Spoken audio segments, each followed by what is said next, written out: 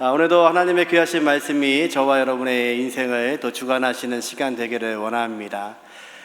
우리의 인생을 살아가면서 우리는 두 개의 시선을 마주하게 됩니다. 첫째 시선은요, 내가 생각하고 내 인생을 바라보고 있는 나의 눈입니다. 그러다 보니까 내 인생을 살아가면서도 내 인생의 해석이 안 될 때가 있습니다. 아무리 내 눈으로 바라봐도, 내 관점으로 바라봐도, 내가 살아온 모든 것들을 다 동원해도 지금에 닥치고 있는 어려움, 고통, 눈물, 아픔, 해석이 다 되지 않을 때가 있습니다. 요셉이 그렇죠. 20여 년 전에 애굽에 팔려올 때 그는 하나님이 보여주신 그 꿈이 해석이 되지 않았습니다. 그가 종살이를 하고 옥살이를 하고 총리가 되고 그 시간까지도 형들이 그 앞에 무릎 꿇을 때까지 그 하나님의 뜻이 무엇인지 몰라서 해석되지 않은 인생을 살았죠. 또 하나의 시선은 하나님의 시선입니다. 저와 여러분을 통해서 하나님이 이루고자 하시는 섭리라고 하는 하나님의 그 시선을 마주하게 됩니다. 그런데 여전히 우리는 우리의 시선을 가지고 살아가기 때문에 그 하나님의 섭리, 하나님의 시선, 하나님의 관점, 우리가 깨닫지를 못하는 거죠. 오늘 이 본문 속에서 하나님의 시선과 나의 시선이 끊임없이 충돌을 합니다. 저와 여러분의 인생을 해석하기 원하시는 하나님께서 오늘도 이 말씀을 통해서 하나님의 귀하신 생각들이 보일 수 있는 은혜가 있기를 주님의 이름으로 축원합니다. 이 형들은 얼마나 좋았을까요? 베냐민을 데리고 애굽에 올 때만 해도 그들은 목숨을 걸고 오는 두 번째 여행길이었습니다. 그런데 총리가 그들을 환대해주고 함께 식사도 나누었습니다. 그리고 오늘 본문에 보니까 지고 갈 수 있을 만큼 각자의 배낭에 곡식을 꽉 채워서 이제 막내 베냐민과 함께 다시 집으로 돌아가는 길입니다. 얼마나 좋았을까요? 생각했던 문제가 다 해결된 것 같습니다. 그런데 아직 한 가지가 남았습니다. 요셉이 계획하고 있는 마지막 시험을 넘어야 됩니다. 요셉은요, 자신의 청지기에게 베냐민의 그 식량 바구니에 자신의 은잔을 넣으라고 합니다. 그리고 그들이 성문을 나가서 얼마 되지 않았는데 쫓아가서 그들을 잡습니다. 그리고 이렇게 말하죠. 4절 말씀 우리 같이 한번 읽어보겠습니다. 그들이 성읍에서 나가 멀리 가기 전에 요셉이 청지기에게 이르되 일어나 그 사람들의 뒤를 따라가서 그들에게 이르기를 너희가 어찌하여 선을 악으로 갚느냐. 본문에는요, 너희가 악하다 이렇게 되어 있습니다. 너희가 지금 악하다. 어떻게 선을 베풀었는데 악으로 갚느냐. 그 악은 무엇이냐면요, 우리 주인의 은잔을 훔쳐가다니 형들은 억울했을 겁니다. 이게 무슨 얘기이십니까? 우리가 여기 두 번째 올 때에 목숨을 걸고 왔는데요. 그런데 어떻게 은잔을 훔칠 생각을 했겠습니까? 억울합니다. 그리고 그들은요, 우리는 도둑질하는 그런 형제들이 아닙니다. 그러면서요, 뭐라고 이야기하냐면 9절 한번 같이 한번 읽어보죠. 당신의 종들 중 누구에게서 발견되든지 그는 죽을 것이요 우리는 내 주의 종들이 되리이다. 당당하게 이야기합니다. 왜요? 누명이니까요. 훔치지 않았으니까요. 아무리 눈짓을 해봐도 그 형제들 누구도 훔친 기색이 보이지 않습니다. 그러니까요, 당당하게 말합니다. 누군가 훔친 사람이 있으면 죽여야지요. 그리고 우리가 다 종이 되겠습니다. 그 이야기를 들은 종이요, 이렇게 반응합니다. 10절 같이 한번 읽습니다. 그가 이르되 그러면 너희의 말과 같이 하리라. 그것이 누구에게서든지 발견되면 그는 내게 종이 될 것이요 너희는 죄가 없으리라. 청지기는 말하죠. 그것이 발견된 사람은 반드시 종이 될 것이다. 그런데요, 놀랍게도요, 하나씩 짐을 푸는데 베냐민 가방에서 은잔이 나옵니다. 아마 형들이 그랬을 겁니다. 왜 그렇게 말했어? 왜 종이 된다고 얘기했어? 그 말하는 형이 그랬을 겁니다. 내가 이렇게 될 줄 알았나? 예, 여러분, 저와 여러분의 인생은요, 이렇게 될지 몰랐기 때문에 우리는 살아갑니다. 지금 일어나는 문제 앞에서 이렇게 될 줄 알았으면 그런 결정을 하지 않지요. 베드로가요, 주님과 함께 있습니다. 주님이 말씀하시죠. 말씀하신 것처럼, 언약하신 것처럼 이제 나를 잡아가는 사람들 앞에서 너희가 다 도망가리라. 그랬더니요, 베드로가 뭐라고 말하나요? 베드로가 우리 모두가 예수님을 버릴지라도 나는 결코 버리지 않겠습니다. 아멘 하면 안 됩니다, 이번 번은. 베드로 몰랐습니다. 정말 그런 상황이 닥칠지, 그 상황이 닥쳐서 내가 정말 예수님을 배반할지 그는 알지 못했습니다. 주님이 다시 부활하셔서 나 사랑하냐고 3번 물으실 때에 그는 근심하지만 그것이 정말이었습니다. 예수님 사랑했습니다. 누구보다도. 그런데 그런 환경이 닥칠지 베드로는 몰랐던 겁니다. 우리는 가끔 우리의 인생 앞에서 그렇게 후회합니다. 아니, 내가 그때 그런 일이 있을 줄 알았나? 정말 베냐민 가방에서 은잔이 나올 줄 알았겠냐? 그러니까 내가 그렇게 얘기했지. 그런데요, 하나님은요, 이 본문 가운데서 그들에게 질문하시는 게 있습니다. 너희가 악하다. 아니요, 우리는 악하지 않습니다. 우리는 도둑질 한 적이 없습니다. 우리 형제들은 그런 형제들이 아닙니다. 아니요, 그 형제들은요, 20년 전에 요셉을 팔아먹었던 형제들입니다. 그들이 온전하다고요? 그렇지 않습니다. 맏형 루벤은요, 아버지의 첩과 간음했던 그런 아들입니다. 유다는요, 며느리와 사이에서 자식을 보았던 사람입니다. 다른 형제는 괜찮나요? 레위와 시므온은요, 세겜 땅에 있는 사람들을 속이고 그 땅에 있는 모든 남자를 도륙하는 데 앞장섰던 사람들입니다. 그들은 말합니다. 우리의 겉모습은요, 도둑질하는 사람들이 아닙니다. 예, 맞습니다. 도둑질하지 않았습니다. 그런데 하나님은 그들을 향하여 너희가 악하다. 너희가 겉모습이 아니라 너희 안에 있는 생각들이 악하다고 말씀하십니다. 우리는 도둑질하지 않지요. 간음하지 않지요. 근데 예수님 말씀하십니다. 마음의 음욕을 품은 자마다 간음한 자이다. 성경은요, 우리에게 하나님 앞에서 경건하라고 말씀하시죠. 그 경건은 어떤 건가요? 하나님 말씀하시기를 나는 제사를 원하는 것이 아니라 너희가 나를 알기를 원한다. 하나님의 생각이 무엇인지를 아는 것, 그것이 경건이라고 말씀하시지요. 이 형들은요, 지금 우리는 잘못한 것이 없습니다. 그런데 하나님은 말씀하십니다. 너희가 악하다. 너희 안에 있는 그 생각들이 악하다. 여전히 놓지 못하고 있는 그것들이 악하다고 말씀하십니다. 여러분, 저와 여러분은요, 이 땅을 살아가면서 내 시선으로 바라보고 있는 내 겉모습이 온전한 것이 아니라 내 안에 내 존재가 어떤 존재인지를 볼 수 있는 하나님의 시선이 있으셔야 됩니다.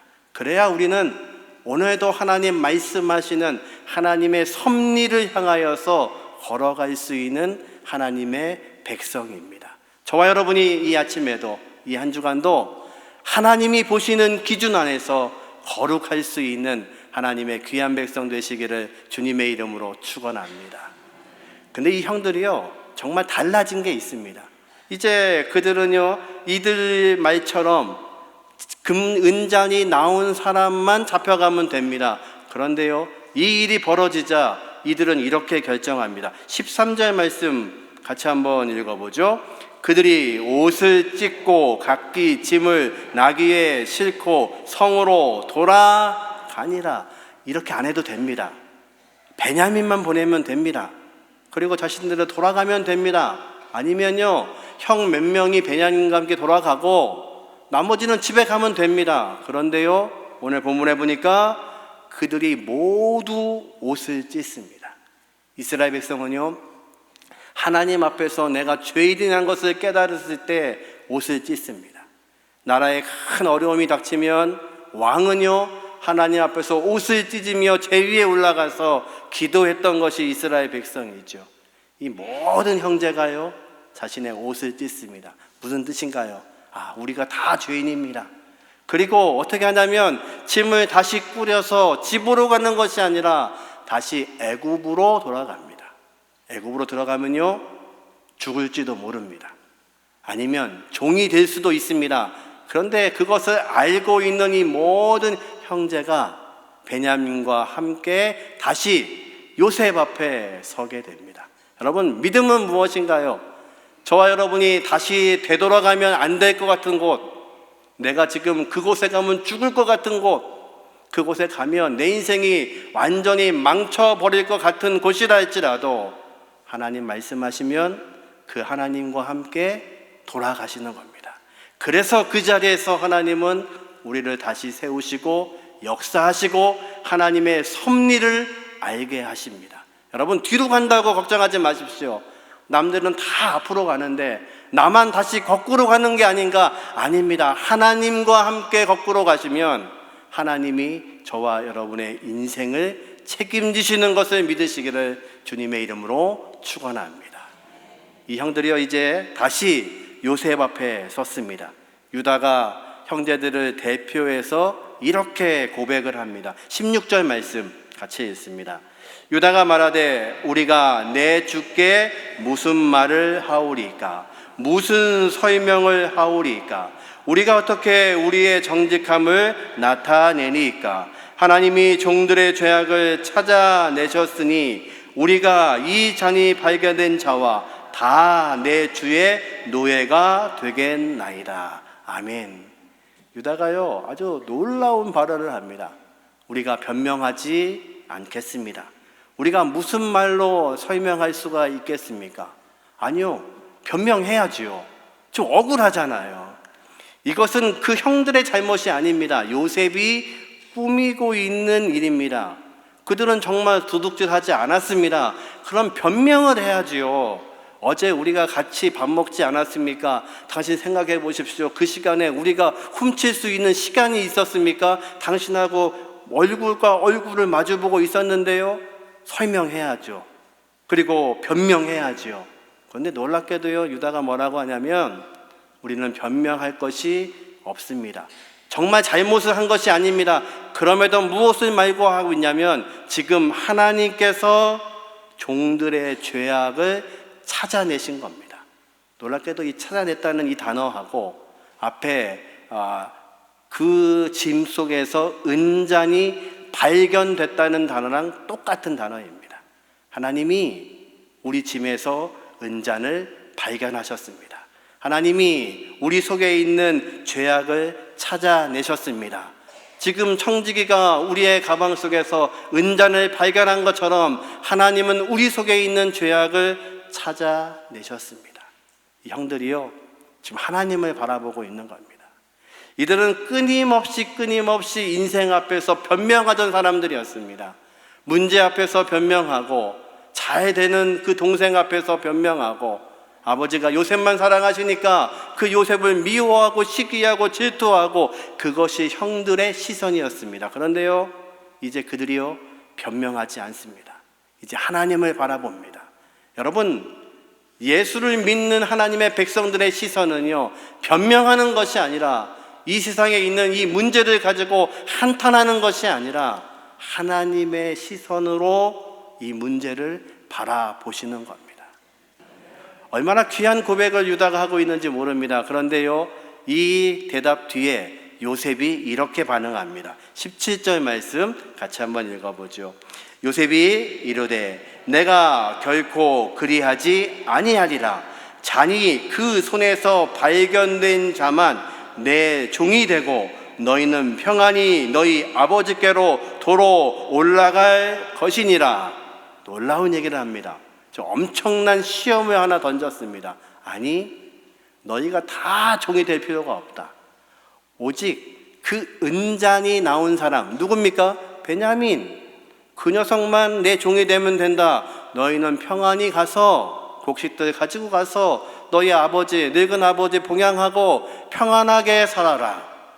여러분, 이게 얼마나 큰 유혹인지 아시겠습니까?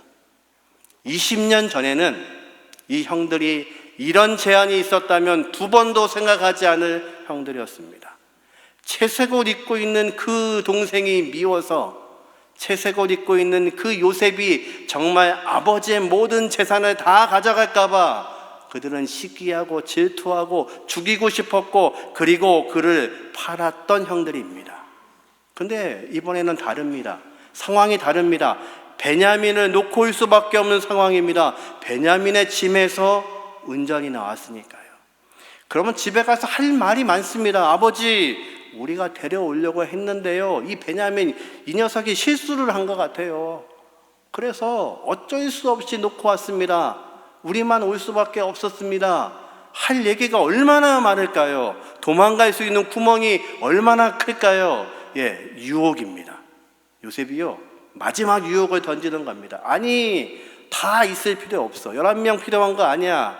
다 돌아가고 막내만 놓고 가면 돼. 막내만 종이 되면 돼.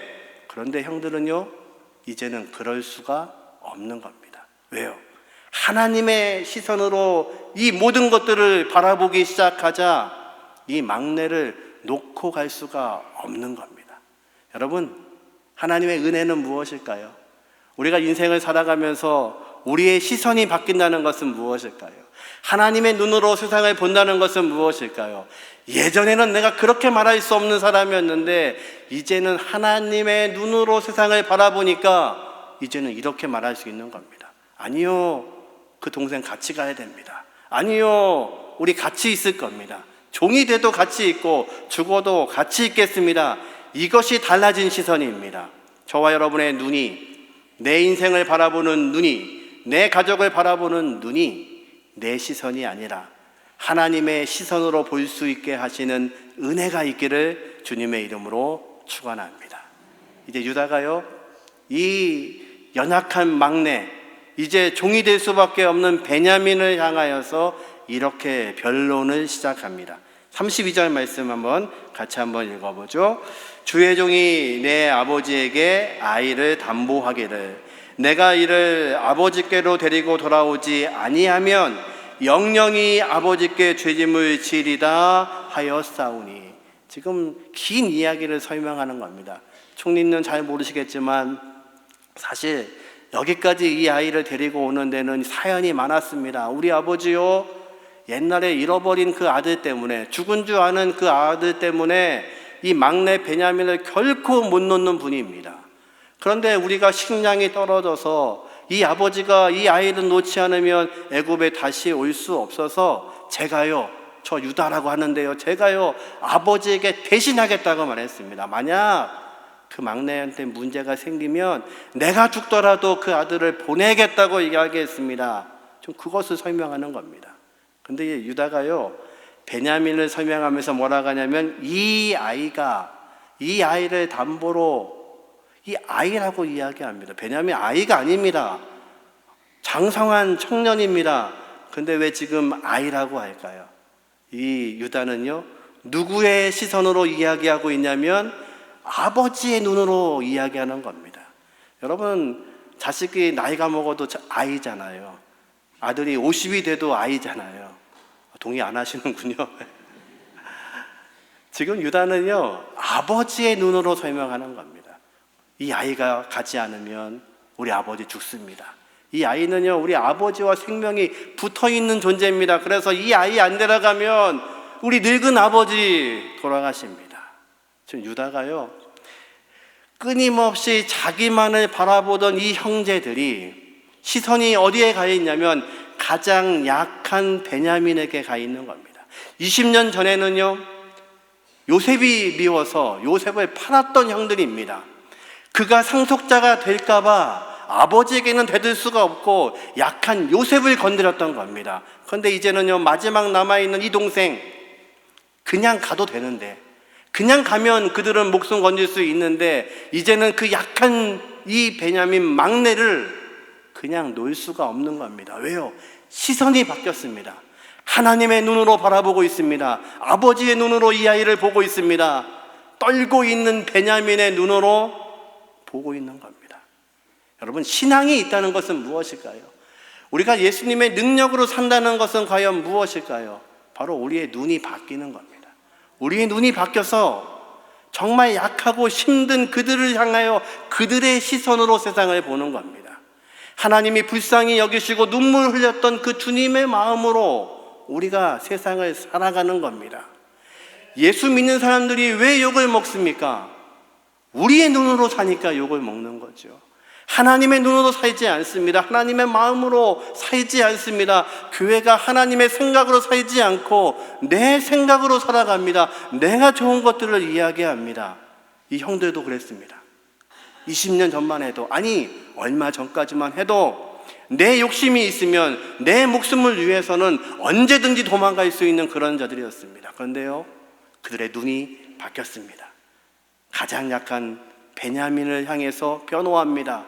이 베냐민 가지 않으면 정말 목 놓다가 죽을 수밖에 없는 우린 나이 많은 우리 아버지의 시선으로 지금 보고 있는 겁니다. 그래서 이제 그가 이렇게 고백하죠. 33절 같이 한번 읽어봅니다. 이제 주의 종으로 이 아이를 대신하여 머물러 있어 내 주의 종이 되게 하시고 이 아이는 그 형제들과 함께 올려 보내소서. 제가 대신하겠습니다. 유다가 그걸 고백하는 겁니다. 여러분, 놀랍게도 이 유다 지파를 통해서 예수 그리스도가 탄생하시죠. 이 유다가 고백하고 있는 것처럼 내가 대신하겠습니다. 이삭을 번제로 드리려고 아브라함이 손을 드는 순간 하나님이 그를 말리십니다. 이제야 네가 나를 경외하는 줄을 알게노라. 그리고 이삭을 대신할 제물을 보여주십니다. 이삭을 대신해 다른 짐승이 번제가 되고 우리를 대신하여 예수 그리스도가 제물이 되어주셔서 저와 여러분을 구원하신 것, 그것이 바로 하나님의 사랑이십니다. 하나님은요, 무엇으로 섭리하시냐면 저와 여러분을 사랑하시기에 우리의 인생을 이끌어 가시는 전능하신 하나님이십니다. 내 눈으로 볼 때에 막혀 있는 것 같습니다. 내 시선으로 볼 때에 멈춰져 있는 것 같습니다. 내 시선으로 볼 때에 억울합니다. 그런데 하나님의 시선으로 보시면 이제 이들을 구원하기 위해서 이런 시련을 주고 있는 겁니다. 이렇게 그들이 하나가 돼야, 그들이 변해야 진짜 동생 요셉을 만날 수 있고, 요셉이 죽은 줄만 알고 베냐민을 그렇게 감싸고 있던 고향에 있는 그 아버지가 잃어버린 요셉을 다시 만날 수가 있습니다.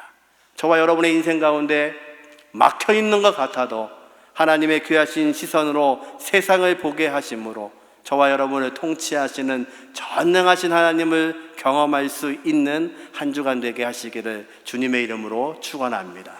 마지막 한 절을 읽고 마치려고 하는데요, 우리에게 요한복음 3장 16절이 은혜의 말씀인 것처럼 요한일서 3장 16절도 매우 중요한 구절입니다. 같이 한번 읽어보죠. 요한일서 3장 16절입니다.